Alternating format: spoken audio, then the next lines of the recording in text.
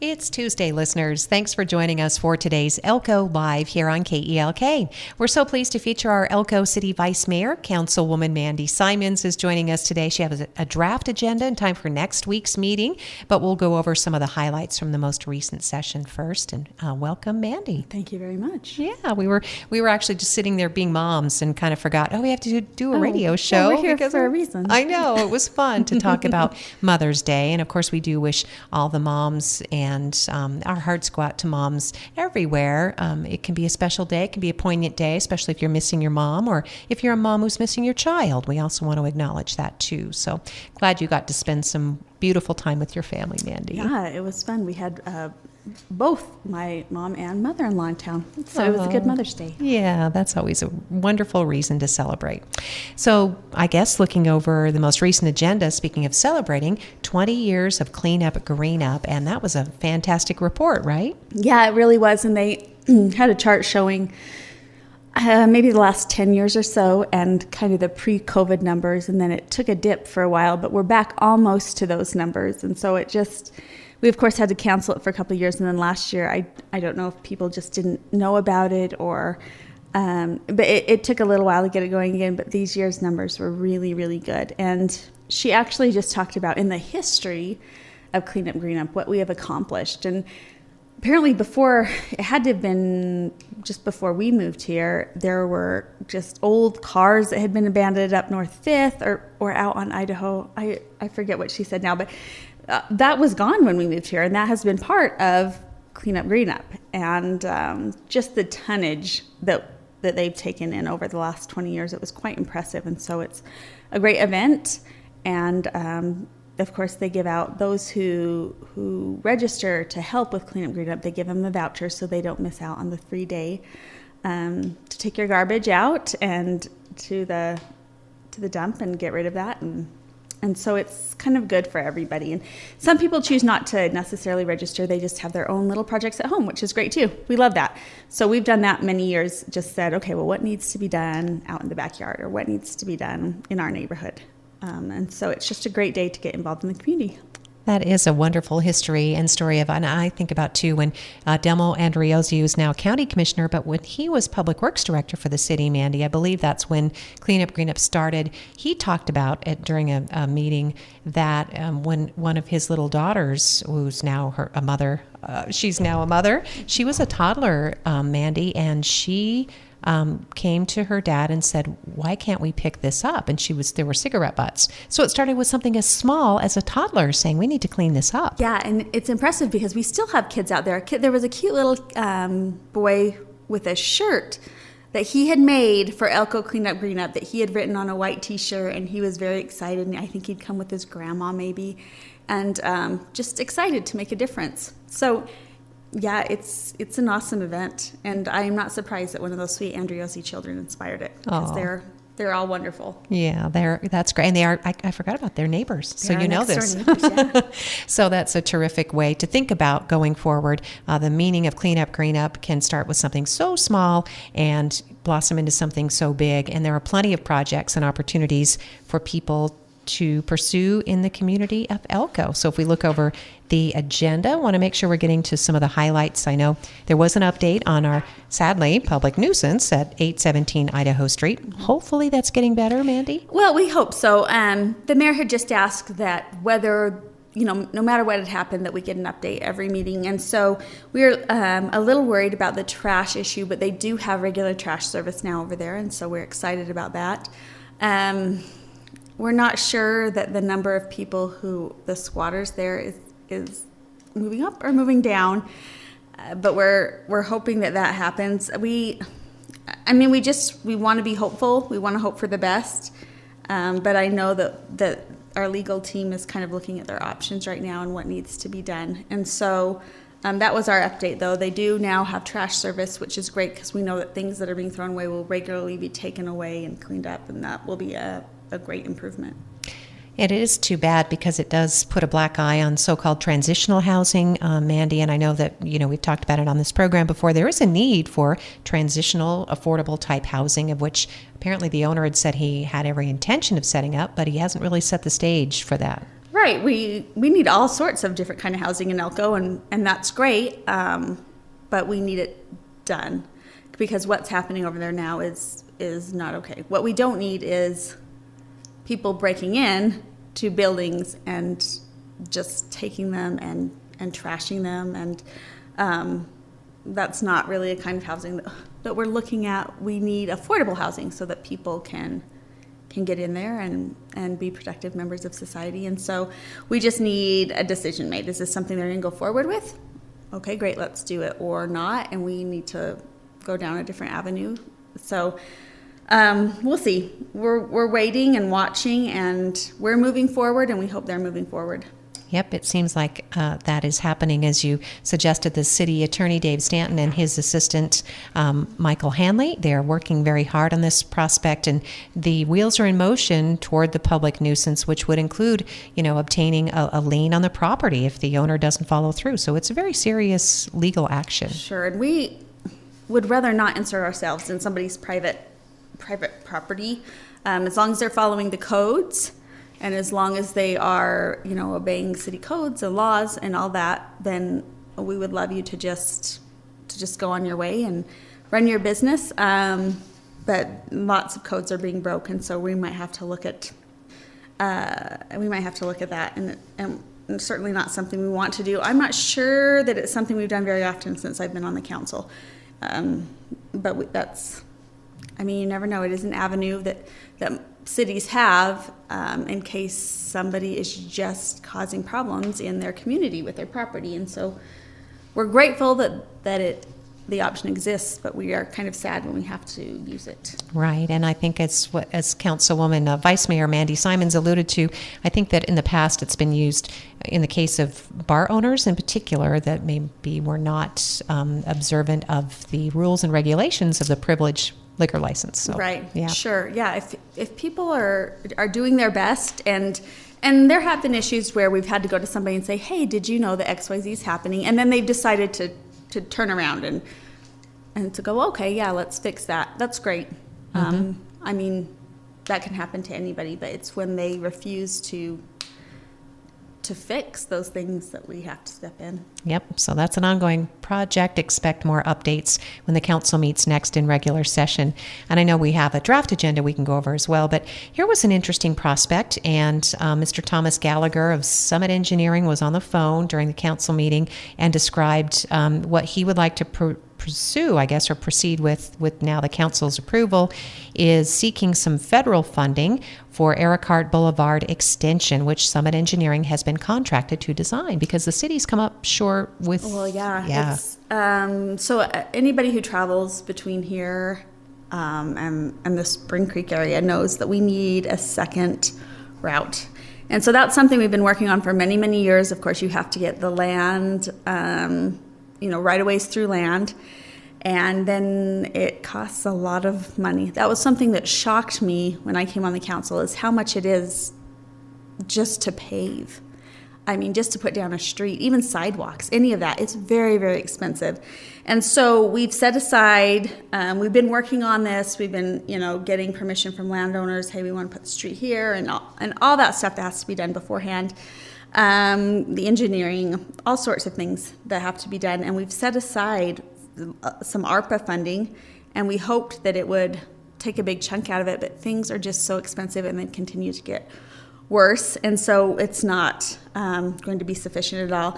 And so Mr. Gallagher has asked if he can kind of go to bat for us and talk to Mark Amadei and others to see if there's maybe some federal funds that we could get in. And so we're trying to kind of engineer the project so that it can be as inexpensive as possible and still accomplish the goal, and then see what we have and then see what we need.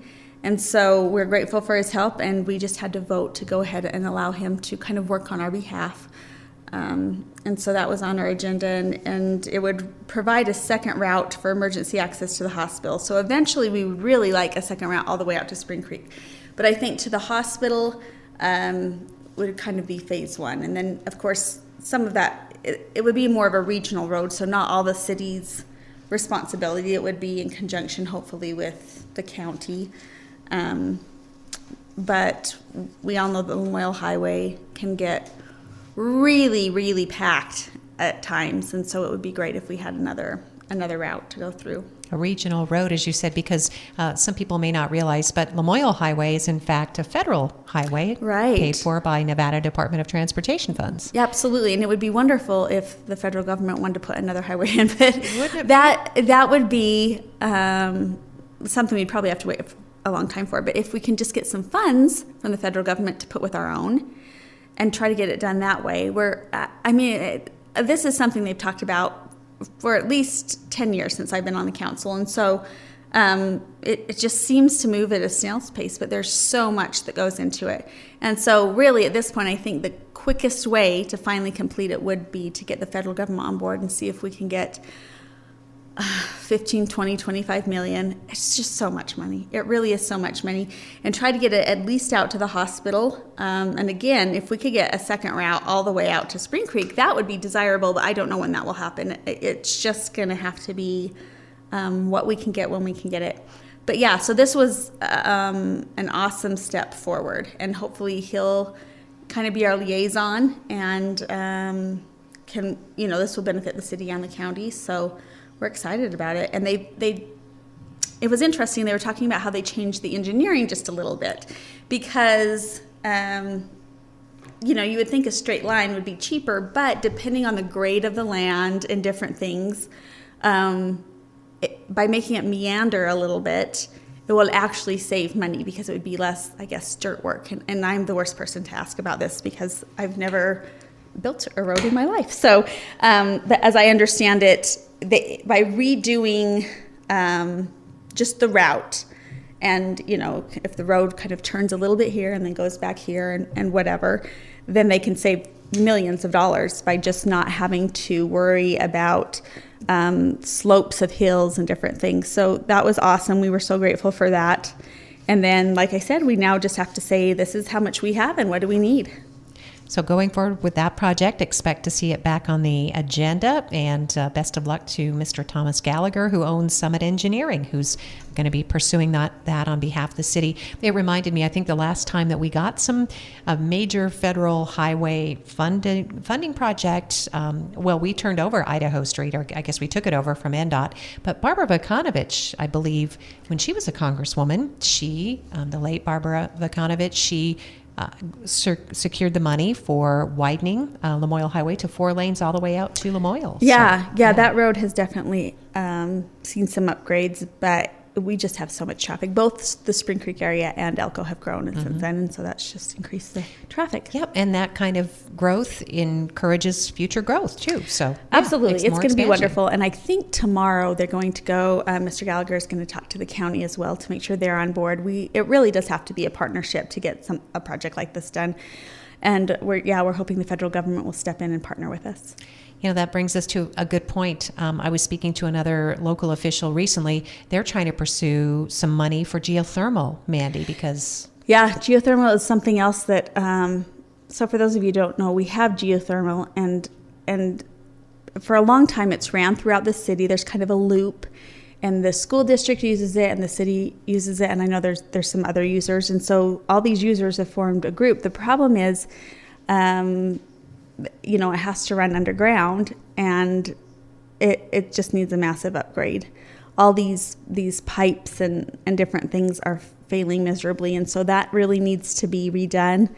And the city cannot, we just can't take that on by ourselves. It would be a massively expensive project.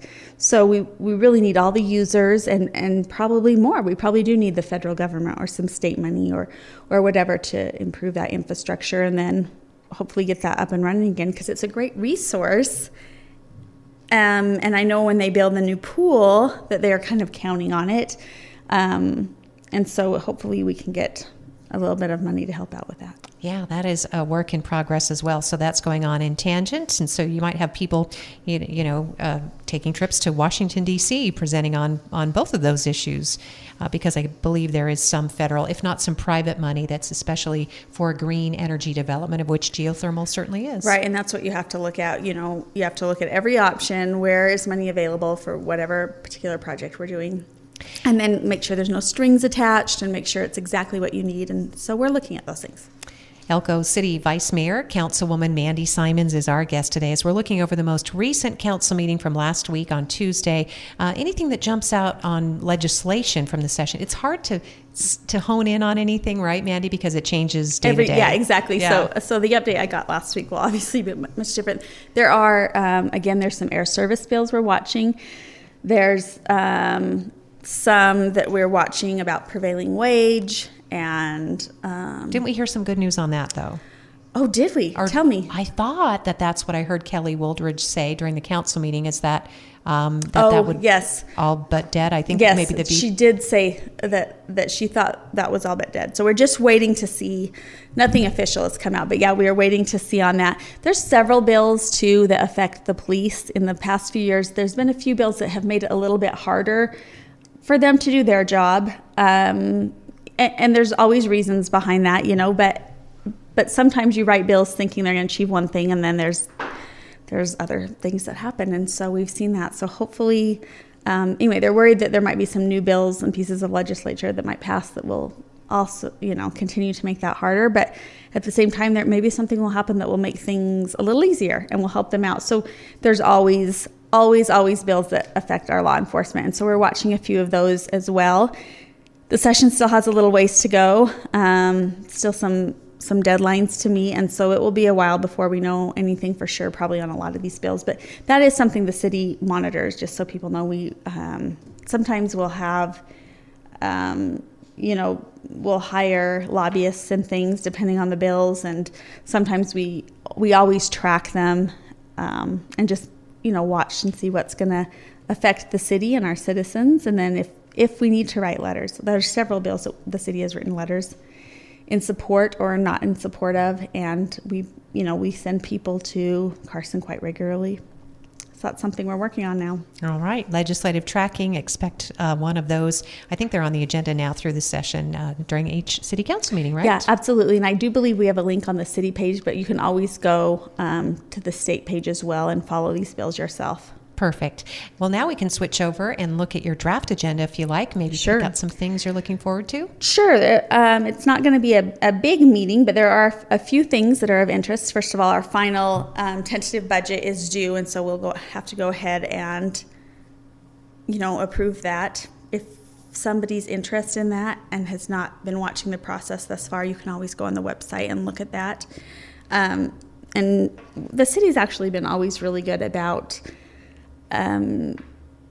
when we estimate how much money we're going to bring in, we try to kind of underestimate that, and then we try to spend even less than that, so that if something goes awry, we're not surprised too much. And when COVID hit, a lot of people were hit way worse than us because we have these policies, because we have policies where certain monies are put in kind of rainy day funds. We weathered it pretty well. Of course, the mine staying open always helps, but so just if you're interested in any of that, it might be worthwhile for you to go online and look at it. And we're going to go ahead and try to approve the tentative budget on Tuesday.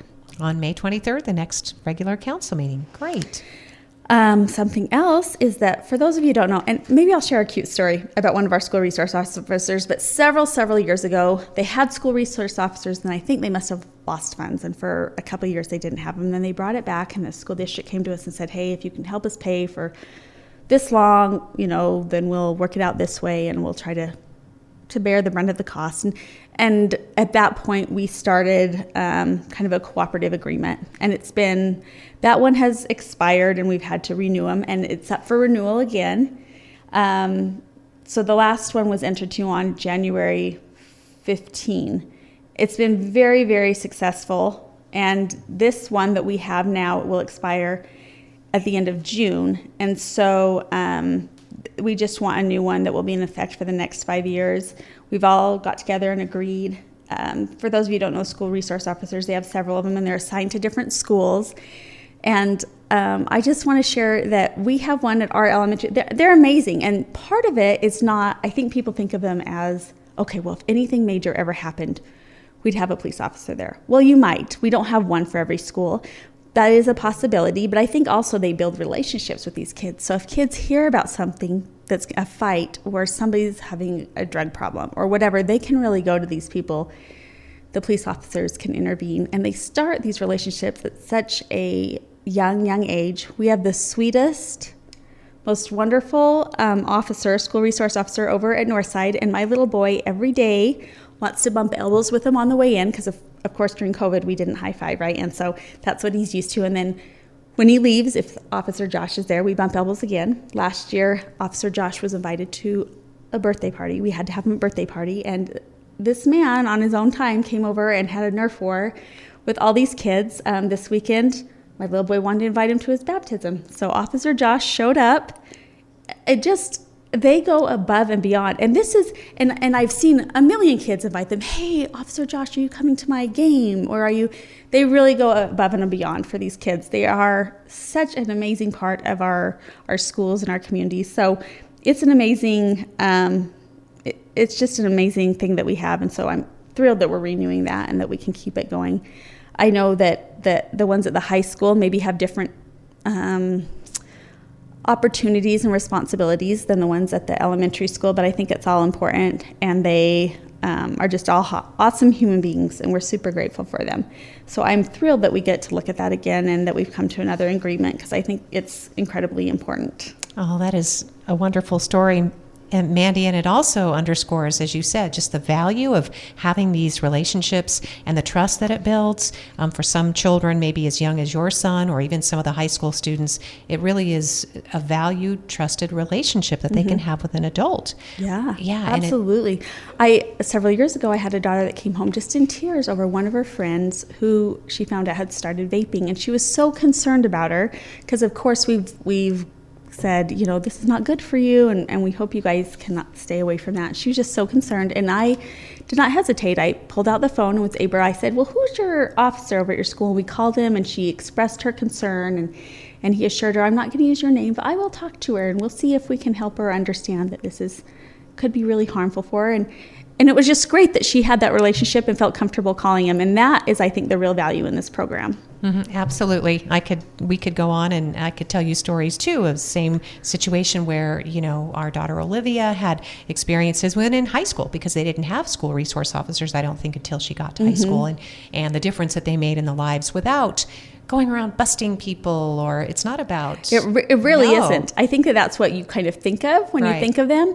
And I know that there's plenty of that. They confiscate plenty of things that we wish weren't at our high school and things, but it's really the relationships they build so that they trust law enforcement, and they know that they're here in our community to help them. And so it's an awesome program. I'm grateful for it. Yeah, that's great. And it'll be on the council meeting on the 23rd. Oh, yep. That's good to know.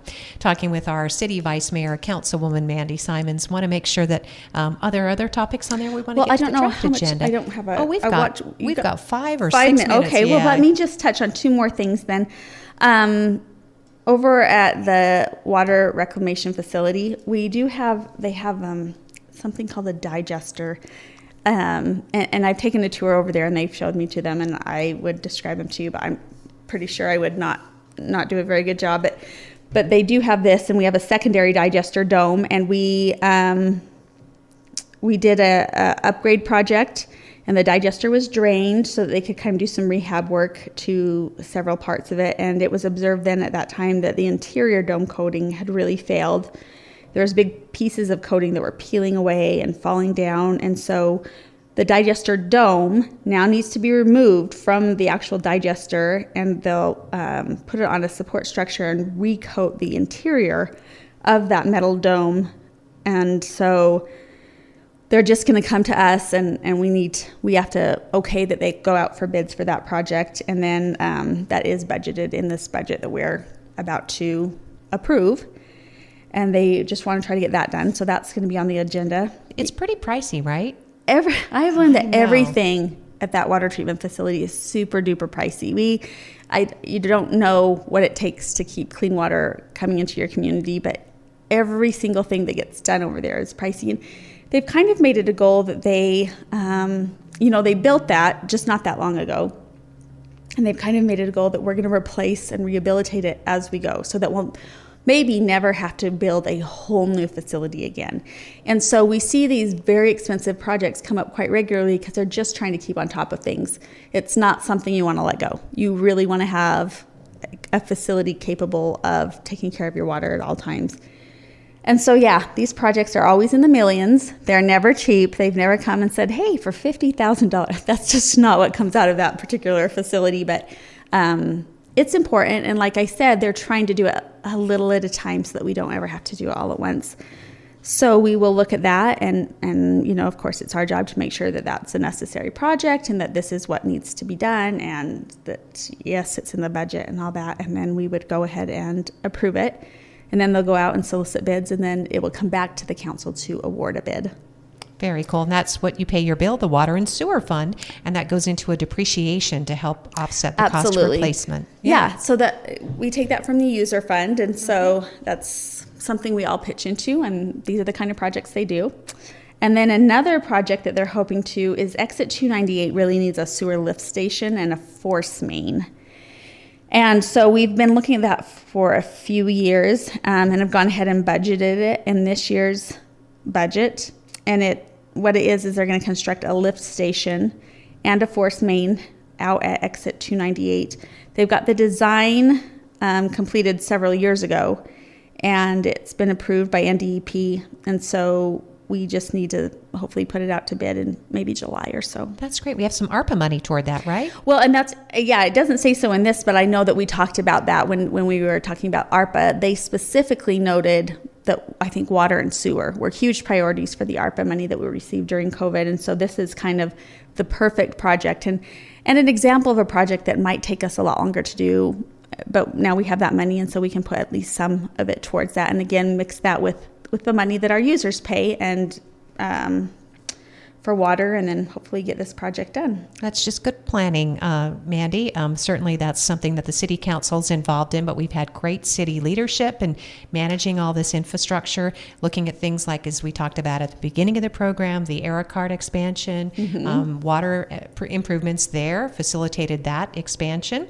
You know, things like acquiring West Main Street historic properties. I mean, there's a lot to do. Yeah. So there's just lots you try to do, and it seems like everything moves at a snail's pace. So you have to look very far ahead at what we might need. What do we need now? What did we need a long time ago, but we're desperate for? What could we need in the future? And then just work as much as you can towards those things. And it really does. I mean, like I said, this particular water project the design was completed in 2019. So it has absolutely been a while. But you know, since then, in April of this year, the water line that was crossing the Moyle Highway at Metzler and Dale Drive broke in the center of travel lanes. And so, you know, even though we were grateful that we had done that work in advance, that we had it all ready to go, and we'll do our best to get that done. Yep, that secondary water source. Well, as always, Mandy, we appreciate your time in getting us caught up on all these various issues on behalf of the City of Elko. The next regular council meeting is on Tuesday, May 23rd, and there are lots of ways that listeners can participate. You can follow along online. I know I tend to catch a lot of meetings that way. I can still do some things around the house, which is funny, but I could never dream of doing something like that, Mandy, because as a reporter, you know, you need to go and sit in the council chambers and watch the meeting. But now we all have the opportunity to be, you know, good citizens and watch our city leaders in action. So. Sure, absolutely. And I wish I could be at the meeting and do laundry. Yeah. Fold laundry at the same time. Maybe I'll just bring it with me. It'll be fine. It'll be just fine. This is a funny thing in closing. Maybe you won't think it's funny, but somebody today, because I said, I'm getting ready for Elko Live. Oh, who's your guest? I said, it's, you know, Councilwoman Mandy Simon. She's our vice mayor. Oh, is she going to run for mayor someday? Well, I cannot run for mayor someday. I'm term limited, and there are many, many people in this community that would do a far better job than me, but I'm term limited, and so in a year and a half, I will have served 12 years, and there was a state Supreme Court decision passed down a few years ago that basically said mayor and city council, at least in the city of Elko and the way our mayor and city works, that they're considered the same thing. So you can't serve 12 years on the council and then another 12 years as mayor. They're one and the same in their eyes, at least. And so a year and a half, I'll be all termed out and will not be at the city anymore. Well, we will look forward to you helping maybe recruit a successful replacement. It's funny because there's so many people in our community who are wonderful and smart and dedicated, and so we hope that those people really consider running. It's, some people's jobs aren't compatible with it and different situations, but we love it when we just have lots of really great candidates. Well, Mandy, I hope that you take it as a compliment. Someone considered you as mayor material. Oh, yes. So. Well, we do like it when Mayor Keener leaves and I can just take over, but it doesn't happen very often. He's pretty dedicated too. He's dedicated, and maybe there's not a whole lot of trust. He's a little afraid to let us out on our own, which is probably well warranted. But well, thank you again for all the years of dedication. This next year and a half is going to go by fast, I'm sure. It probably will, yes. Thank you, Mandy. Thanks, listeners, for joining us for today's Elko Live program here on KELK. We'll see you next time. Thank you. Thank you.